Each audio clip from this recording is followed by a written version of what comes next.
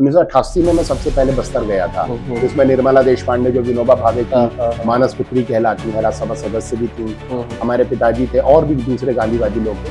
तो वो मामला 12 आदिवासियों के साथ में सुप्रीम कोर्ट आ गया और हम लोगों ने केस फाइल किया 103 Himanshu Kumar versus state of Chhattisgarh 2009। ये केस का नंबर में बहुत बड़ा प्रोग्राम हुआ, दिल्ली यूनिवर्सिटी में हुआ। बहुत सारे रिटायर्ड जजेस, दिल्ली हाई कोर्ट के retired chief justice AP Shah, Patna high court की रिटायर्ड चीफ जस्टिस अंजना प्रसाद, कपिल सिब्बल, प्रशांत भूषण। हालांकि मैं तैयार हूँ जेल जाने के लिए, हम इंसाफ के लिए जेल जाएंगे, लेकिन मैं पहला भारतीय बन गया हूँ जिसने सुप्रीम कोर्ट को मुंह पे मना कर दिया, नहीं दूंगा। बहुत खतरनाक खेल है, सत्ता के लिए अगर खेल खेला गया तो देश टूट जाएगा। धर्म बड़ा है, दूसरा धर्म नीचा है, एक जाति बड़ी है, दूसरी जाति नीची है, या आरक्षण खत्म कर दो SC ST का। सभी को नमस्कार, स्वागत है मेरे YouTube चैनल में। मैं सज्जन कटारा और आज हमारे बीच में हिमांशु कुमार जी हैं। हम भी पहली बार इनसे मिले हैं और ये क्या करते हैं, कहाँ से हैं, ये पूरी जानकारी से शुरू करेंगे आपका परिचय के हिसाब से। तो सबसे पहले तो स्वागत है सर हमारे YouTube चैनल में आपका। बहुत बहुत धन्यवाद। आप हिमांशु कुमार जी, जैसा हम फेसबुक पेज पे देख पा रहे हैं और जैसा दोस्तों से जाना कि आप राजघाट से मुंबई साइकिल यात्रा कर रहे हैं, तो सबसे पहले तो ये जो आपका यात्रा है इसके बारे में बाद में बात करेंगे। हिमांशु कुमार है कौन, कहाँ से आता है? जी, मैं एक सामाजिक कार्यकर्ता हूँ और आदिवासियों के लिए काम करता हूँ, आदिवासियों की सेवा करता हूँ।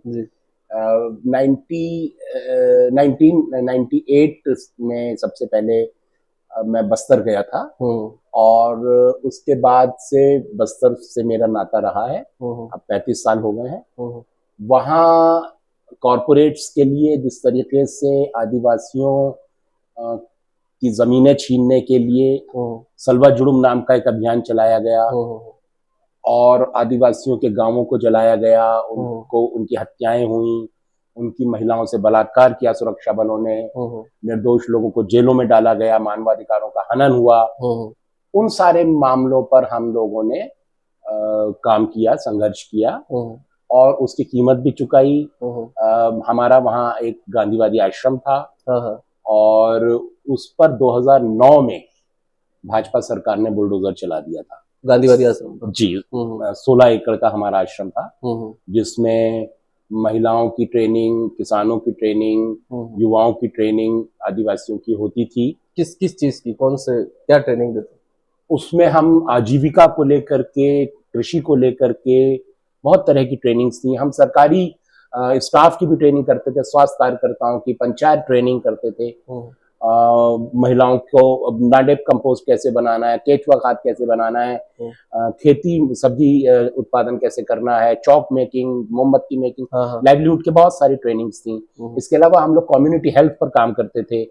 आज जो आशा कार्यक्रम है उसका पुराना रूप सबसे पहले छत्तीसगढ़ में शुरू हुआ था मितानिन कार्यक्रम के नाम से। वो हम लोगों ने बस्तर में उसको इम्प्लीमेंट किया था और जिस इलाके में हम लोगों ने इम्प्लीमेंट किया वहां माताओं की जन्म के समय जो मातृ मृत्यु दर है 0 पर आ गई थी। जो बच्चे मर जाते हैं जन्म के समय, इन्फेंट मोर्टेलिटी रेट, वो भी 0 पर आ गई थी। उसके अलावा हमने वाटरशेड पर काम किया, SHGs पर काम किया, पेयजल पर काम किया, सैनिटेशन पर काम किया। बहुत व्यापक हमारा काम था। 1000 का स्टाफ था हमारा। तो ये NGO के थ्रू? किस NGO था?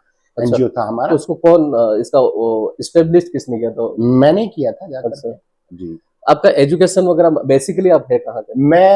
मेरा जन्म मुजफ्फरनगर में हुआ और मेरे पिताजी स्वतंत्रता, उत्तर प्रदेश मुजफ्फरनगर। जी हाँ। मेरे पिताजी स्वतंत्रता संग्राम सेनानी थे जी। और उन्होंने 1942 के आंदोलन में मुजफ्फरनगर रेलवे स्टेशन को आग लगा दी थी जी। उसके बाद फिर फरार हो गए, पुलिस के छापे पड़े। फिर उन्होंने गांधी जी को पत्र लिखे और गांधी जी ने मेरे पिताजी को अपने आश्रम में बुला लिया जी। तो पिताजी फिर गांधी जी के साथ रहे उनके आश्रम में। गांधी जी का जो नई तालीम का कार्यक्रम था उसमें हमारे पिताजी फर्स्ट बैच के स्टूडेंट थे जी। फिर विनोबा भावे का भूदान आंदोलन शुरू हुआ, हमारे पिताजी उसमें शामिल रहे। फिर उनको यूपी में मुख्यमंत्री हेमवती नंदन बहुगुणा ले गए विनोबा जी से मांग के, उनको कैबिनेट मिनिस्टर का रैंक दिया। हमारे पिताजी ने 20 लाख सरकारी जमीन भूमिहीनों में बांटी, लेकिन खुद भूमिहीन रहे। अच्छा। तो वही उन्हीं की प्रेरणा से उन्होंने कहा कि भाई गांधी जी कहते थे कि नौजवानों को गांव में जाके काम करना चाहिए। तो अपनी शादी के 20 दिन बाद मैं और मेरी पत्नी दिल्ली छोड़ करके हम छत्तीसगढ़ चले गए, बस्तर, और वहां हमने ये काम शुरू किया था, संस्था बनाई जा करके। और 18 साल जब हमने काम किया, उसके बाद जब सरकार ने बड़े कॉर्पोरेट कंपनियों के लिए आदिवासियों पर हमला किया, उनके घर जलाए, बलात्कार किए, हत्याएं की, निर्दोषों को जेल में डाला, तो फिर हमने कोर्ट में ये मामले उठाए, मीडिया में उठाए, तो भाजपा सरकार नाराज हो गई और हमारे आश्रम पर बुलडोजर चला। आज जो मुसलमानों पर भाजपा बुलडोजर चला रही है बिना कोर्ट के आदेश के, उसका सबसे पहला प्रयोग मेरे ऊपर किया वो 2009 में मेरे आश्रम पर बुलडोजर चलाया था बीजेपी ने। जैसा कि गांधी दर्शन का आप कह रहे हैं, अपने पिताजी के संपर्क में रह करके आप प्रभावित हुए, आदिवासियों के प्रति आपका इंटरेस्ट कैसे आया? असल में हमारे पिताजी के साथ और दूसरे गांधीवादियों के साथ 1988 में मैं सबसे पहले बस्तर गया था, जिसमें निर्मला देश पांडे जो विनोबा भावे की मानस पुत्री कहलाती हैं, राज्यसभा सदस्य भी थी, हमारे पिताजी थे, और भी दूसरे गांधीवादी लोग थे। तो उनकी शिक्षा के लिए वहाँ आश्रम स्कूल चल रहे थे, तो वहां मैं सबसे पहले गया और फिर वहीं मुझे लगा कि आदिवासियों के लिए काम करना चाहिए। और फिर 92 में तो मैं फाइनली वहां पहुंच गया अपनी पत्नी के साथ, और फिर हम लोगों ने उस आश्रम की स्थापना की, और फिर 2010 तक हम लोगों ने वहां काम किया। 10 में फिर सरकार ने 2009 में हमारे आश्रम बुलडोजर चला दिया, और उसके बाद 5 बार मेरी हत्या की कोशिश की सरकार ने। और फिर मुझे क्यों ऐसा क्यों लगा उनको आपकी हत्या करने? क्योंकि मैंने कोर्ट में सरकार को उनके खिलाफ आपने केस किया 522 केस। अच्छा, मानवाधिकार हनन के, सरकार, पुलिस, कोई सी भी सरकार रहती? बीजेपी थी। अच्छा, बीजेपी। और उसमें आदिवासियों के घर जलाना, बलात्कार करना, हत्याएं करना, बच्चों को मार डालना, बच्चों का हाथ काट दिया, वो सारे मामले में हम supreme court, high court, local courts में ले गए, तो सरकार नाराज हो गई और हमारे कुछ केस जीते भी या सभी ऐसे पेंडिंग पड़े? नहीं जीते, माने सच साबित हुए। राष्ट्रीय मानवाधिकार आयोग की रिपोर्ट्स आई हमारे पक्ष में। अच्छा। लेकिन कोर्ट चूंकि कॉर्पोरेट और सरकार के दबाव में काम करते हैं, इसलिए 2 साल पहले एक मामला था 2009 का, जिसमें एक गोमपाड़ नाम का गांव था सुप्रीम कोर्ट में, सुकमा जिले का, उसमें 2 साल के बच्चे का हाथ काट दिया था पुलिस ने। वो अपनी माँ की गोद में था, माँ के सिर में चाकू मार दिया। माँ जब तड़प रही थी तो उसके साथ पुलिस वालों ने सामूहिक बलात्कार किया, और उसकी 8 साल की मौसी का गला काट दिया, नानी के ब्रेस्ट काट दिए, नाना का पेट फाड़ दिया, ऐसे 16 लोगों की हत्याएं की थी। तो वो मामला 12 आदिवासियों के साथ में सुप्रीम कोर्ट आ गया था, और हम लोगों ने केस फाइल किया 103 Himanshu Kumar versus state of Chhattisgarh 2009, ये केस का नंबर है। और उसमें 2022 में सुप्रीम कोर्ट ने कहा आप झूठ बोल रहे हैं, आपके ऊपर 5 लाख का फाइन। तो मैंने कहा भी मैं झूठ बोल रहा हूँ, ये सच बोल रहा हूँ, ये तो तब पता चलेगा जब आप जांच कराओगे, एविडेंस मिलेगा। जांच कराओगे, एविडेंस तो तब मिलेगा जब जांच कराओगे। तो आपने जांच तो कराई नहीं, आपने तो बिना जांच के तो क्लीन चिट दे दी सरकार को, क्योंकि आप वो पूरा का पूरा एक सिस्टम है ना, कि पूंजीपति, सरकार सब मिल और कोर्ट मिल करके बचाते हैं एक दूसरे को, एक तरफ जनता है। तो मैंने कहा कि और जुर्माना किस बात का, एक तो आपने जांच नहीं कराई, बिना जांच के आपने आदेश दे दिया, और फिर जुर्माना किस बात का, कि कोर्ट क्यों आए, न्याय क्यों मांगा, तो कोर्ट को ताला लगा दो, कोई नहीं आएगा न्याय मांगने। मैंने कहा गांधी ने कहा था न्याय मांगना तो हमारा कर्तव्य है, अधिकार नहीं है, सिर्फ अधिकार भी है, कर्तव्य भी है। अगर अन्याय है तो हमारा कर्तव्य है कि हम न्याय के लिए लड़ाई लड़ेंगे। मैंने कहा मैं ये तो मानूंगा ही नहीं कि कोर्ट नहीं आना चाहिए था, कोर्ट तो हम फिर आएंगे। और मैंने कहा मैं आपका जुर्माना नहीं दूंगा, अच्छा आप मुझे जेल में डाल दो, और मैंने नहीं दिया, आज तक नहीं दिया। अच्छा, जेल गए? नहीं। अच्छा। उसके बाद वो बच्चा आ गया जिसका हाथ काटा था, अभी वो 15 साल का है, उसने पूछा प्रेस कॉन्फ्रेंस में दिल्ली में कि मेरा हाथ किसने काटा, सुप्रीम कोर्ट बचाए। वो सारे परिवार के लोग आ गए, आदिवासी सारे, और फिर जेएनयू में बहुत बड़ा प्रोग्राम हुआ, दिल्ली यूनिवर्सिटी में हुआ, बहुत सारे रिटायर्ड जजेस, दिल्ली हाई कोर्ट के retired chief justice AP Shah, Patna high court की रिटायर्ड चीफ जस्टिस अंजना प्रसाद, कपिल सिब्बल, प्रशांत भूषण, बहुत सारे सुप्रीम कोर्ट के वकील आ गए हमारे पक्ष में। उन्होंने कहा ये क्या मजाक है, इंटरनेशनली मीडिया ने उठाया कि एक ऐसा मामला जिसमें राज्य ने खुद जाकर के आदिवासियों का कत्लेआम किया हो, उस मामले में आप सामाजिक कार्यकर्ता के ऊपर जुर्माना लगा रहे हो, शर्म करो, इतने बेशरम मत बनो। तब सुप्रीम कोर्ट को थोड़ी शर्म आई तो पीछे हटा। आज तक मुझे कुछ नहीं, मेरा अच्छा। कोई नोटिस, कोई फोन भी नहीं आया मुझे।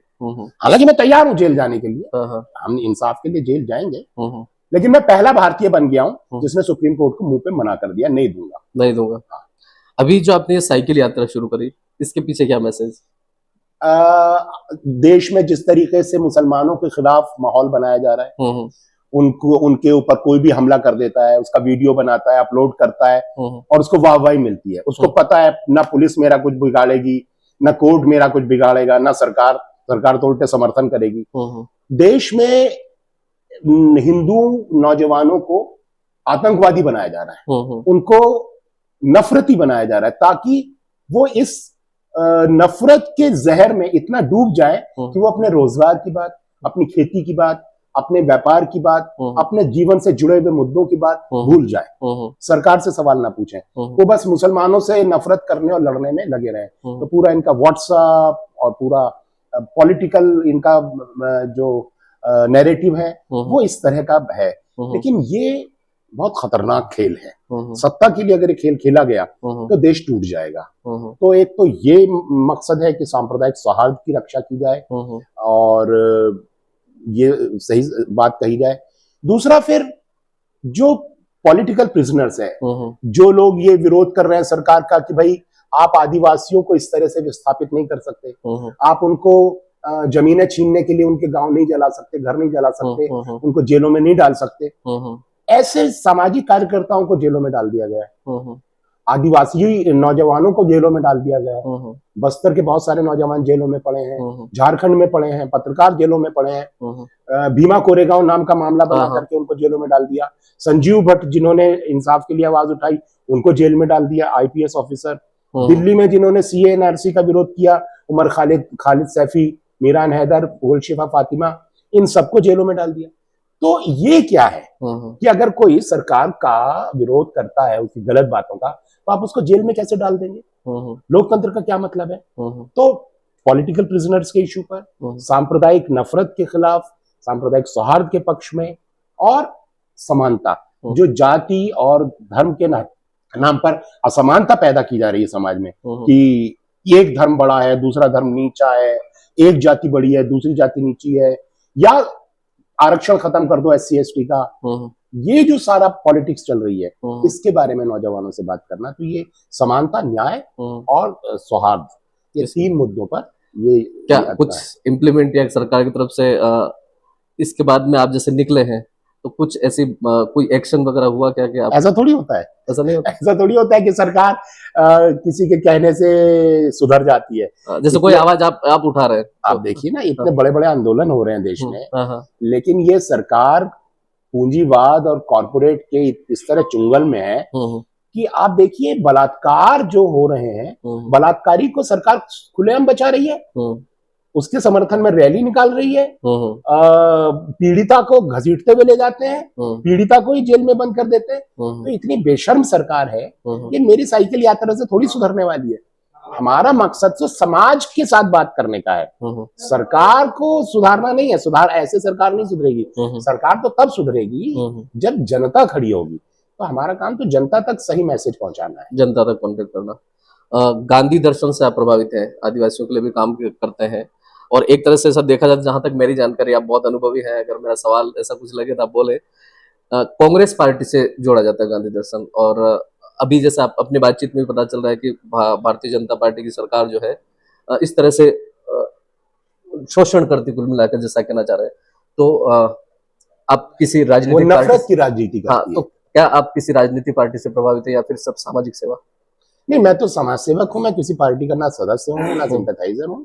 लेकिन मुझे लगता है कि इस वक्त कांग्रेस की जिम्मेदारी मुख्य विपक्षी पार्टी होने के नाते बहुत ज्यादा है, क्योंकि जिस रास्ते पर भाजपा राजनीति को ले जा रही है उससे देश टूट सकता है। तो कांग्रेस की जिम्मेदारी ये है कि वो इस टूटन से देश को बचाए, नफरत से देश को बचाए। तो कांग्रेस की जिम्मेदारी बहुत बढ़ जाती है। कांग्रेस ने अतीत में बहुत गलतियां की हैं, इस वक्त भी कांग्रेस में बहुत सारे लोग ऐसे हैं जो सिर्फ पैसे और पद के लिए उसमें जुड़े हुए हैं, और उनकी विचारधारा गांधी और सांप्रदायिक सौहार्द की नहीं है। ऐसे लोगों को दरकिनार करने की जरूरत है। सच्चे कार्यकर्ता बहुत हैं, मुझे रास्ते में मिले हैं जो इस नफरत की राजनीति के विरोध में हैं, समानता के पक्ष में है, जिस उद्देश्यों को लेकर के मैं जा रहा हूं उन सारे उद्देश्यों को के पक्ष में वो लोग हैं। ऐसे जो जमीनी कार्यकर्ता हैं उनको आगे लाया जाए, और कांग्रेस बहुत मजबूत कार्यकर्ताओं की पार्टी है। उन सभी लोगों को लेकर के नफरत को रोकने के लिए कांग्रेस की बहुत महत्वपूर्ण जिम्मेदारी है। तो मुझे कांग्रेस के लोगों के साथ इस समय बात करने में अच्छा लग रहा है, और मुझे उम्मीद भी जाग रही है कि इस नफरत के माहौल में कुछ लोग हैं जो सांप्रदायिक सौहार्द के पक्ष में अभी भी खड़े हुए हैं।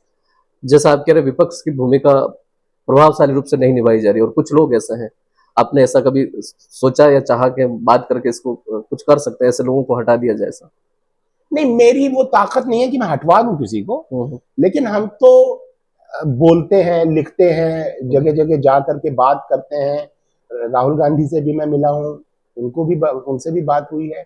तो मेरे कहने से ना कोई हटता है ना कोई अपॉइंट होता है, वो ताकत हमारी नहीं है। लेकिन जो सही बात है वो बोलते हैं हम। बिल्कुल, बहुत सारे सोशल एक्टिविटीज हमने देखे हैं, बहुत समय तक करते हैं, और आखिर में राजनीति का रास्ता अपनाते हैं। आपके मन में कभी ऐसा आया कि किसी बिल्कुल आकर्षण नहीं है मेरे मन में, राजनीति का बिल्कुल आकर्षण नहीं है। और मैं जानता हूं कि वो आपकी स्वतंत्रता में बाधा होता है, आपके चिंतन में बाधा पड़ जाती है, आप पार्टी का ही हित सोचने लगते हैं। हम मानते हैं कि विनोबा भावे ने कहा था कि जो पार्टी पॉलिटिक्स में है वो पार्ट का सोचता है, और सामाजिक कार्यकर्ता होल का सोचता है, संपूर्ण का सोचता है। तो मुझे तो संपूर्ण का सोचना है। तो मुझे राजनीतिक मतलब मैं पॉलिटिकल वर्कर हूँ, लेकिन मैं पार्टी इलेक्शन पॉलिटिक्स में नहीं हूँ कि मैं चुनाव लड़ूं, पद प्राप्त करूं, इसमें नहीं हूं मैं। कभी किसी ने अप्रोच नहीं करा आपको, किसी पार्टी ने? नहीं, चूंकि मैं सभी का आलोचक रहा हूँ। हमने कांग्रेस पार्टी की भी खूब आलोचना की है, भाजपा की है, अगर साम्यवादियों ने गलती करी है बंगाल में उसकी भी आलोचना की है। आम आदमी पार्टी मतलब केजरीवाल मेरे आश्रम में आकर रहे हैं, सोए हैं जमीन पर। मनीष सिसोदिया आए हैं हमारे आश्रम में, और सभी लोगों से हमारी दोस्ती रही है, लेकिन हम उनकी भी आलोचना करते हैं गलत चीजों की। ऐसा कोई आपकी इस उम्र की इस सफर में ऐसा कोई नेता किसी भी पार्टी का हो जिससे आप बहुत प्रभावित हुए कि उन्होंने अच्छी नेतागिरी करी या फिर कर रहे हैं? नहीं, किसी से एक स्वच्छ राजनीति, ट्रांसपेरेंट पॉलिटिकल एक पर्सन के नाते मैं प्रभावित नहीं होता हूँ किसी से, लेकिन उनकी जो कुछ बात है, कोई एक्शन है वो ठीक लगता है तो हम कहते हैं ये ठीक है। अगर दूसरा एक्शन गलत है तो हम कहते हैं ये गलत है। जैसे केजरीवाल की कुछ बातों की हमने तारीफ की, कुछ उन्होंने अगर गलती की तो हमने उसकी आलोचना भी की। राहुल गांधी की बहुत सारी बातों की हम तारीफ करते हैं, कहीं वो अगर गलती करते हैं तो उसकी हम आलोचना भी करते हैं कि ये आपको नहीं करना चाहिए था, ये आपको नहीं कहना चाहिए था, या ये आपने नहीं कहा, ये कहना चाहिए आपको खुल करके कहना चाहिए मुसलमानों के साथ अन्याय हो रहा है, आप नहीं नाम ले रहे हैं, आपको खुलकर कहना चाहिए। केजरीवाल के साथ भी यही हुआ। इस समय भारत की राजनीति में कोई भी मुसलमानों का नाम नहीं ले रहा है, लेना चाहिए कि उनके साथ अन्याय हो रहा है, भेदभाव हो रहा है। तो ये हमें शिकायत है विपक्ष से कि आप साफ साफ कहिए कि उनको टारगेट किया जा रहा है, क्यों नहीं कह रहे हैं? क्या कारण हो सकता है? आदिवासी मुसलमान इनको टारगेट करने का कारण क्या हो सकता है? देखिए, सबका अलग अलग कारण है, और खास तौर से तो हमारी जो राजनीति है वो पूंजीवाद की सेवा करने वाली राजनीति है। तो आदिवासी के ऊपर जो हमला है वो उसके संसाधनों को छीनने के लिए हमला है। आदिवासी बैठा हुआ है प्राकृतिक संसाधन पर, जहां आदिवासी है वहीं खनिज है, वहीं जंगल है, और उस पर पूंजीपति की नजर है। तो आदिवासी पर हमला तो जमीन छीनने के लिए है। दलित भूमिहीन है, ज्यादातर भारत के 80% दलित भूमिहीन है, तो उनके ऊपर वो मजदूर है, भूमिहीन है, मजदूर है, गरीब है ज्यादातर, तो उसके जो लेबर लॉज हैं उसको ऐसा बना दिया गया है कि पहले 8 घंटे की शिफ्ट होती थी, अब 12 घंटे की कर दी है।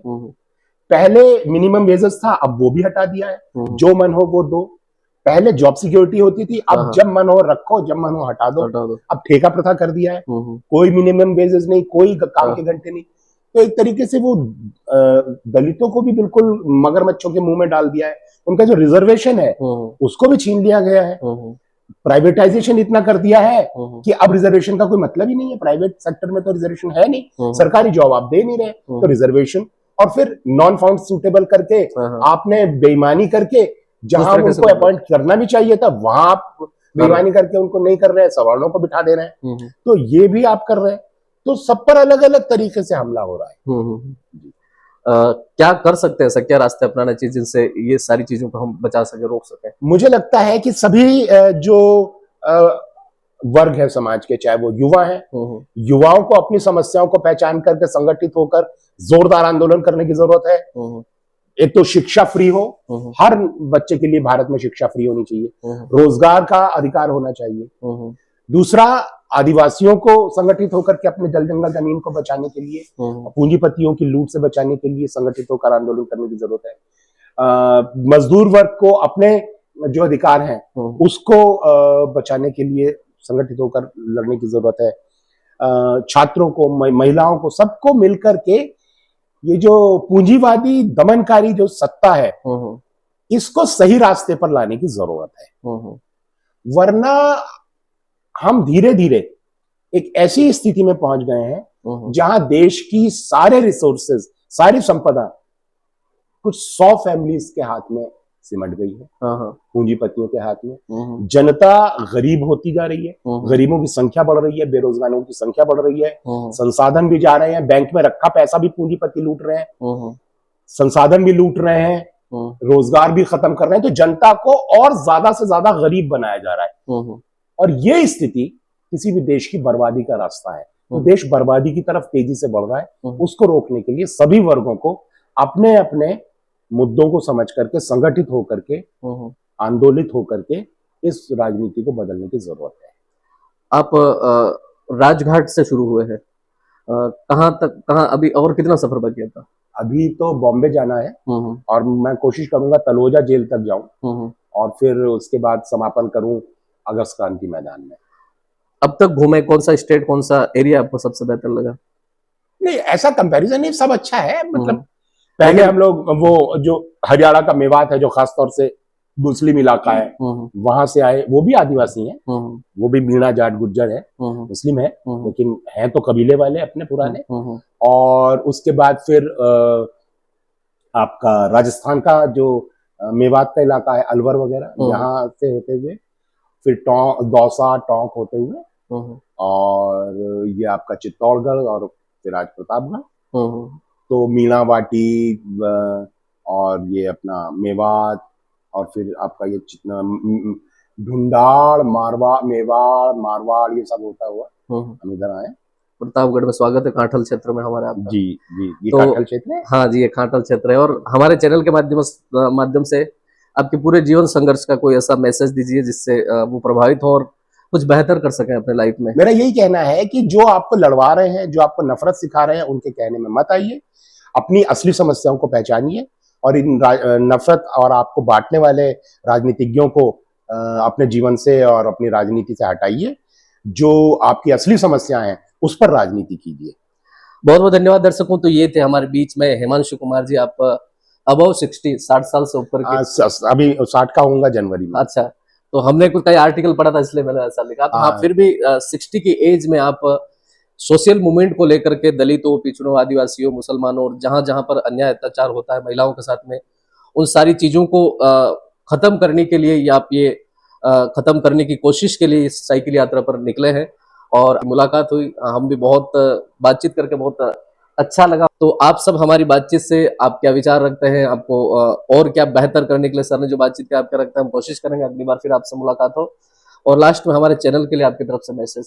जी, बहुत अच्छा आप ये काम कर रहे हैं और लोगों की आवाज सोशल मीडिया के माध्यम से सब तक पहुंचा रहे हैं। मैं आप सबको शुभकामनाएं देता हूं और उम्मीद करता हूं कि आपका चैनल और भी बढ़े, उसको ज्यादा दर्शक मिले। अच्छा काम करते रहिए। बहुत बहुत धन्यवाद। Thank you.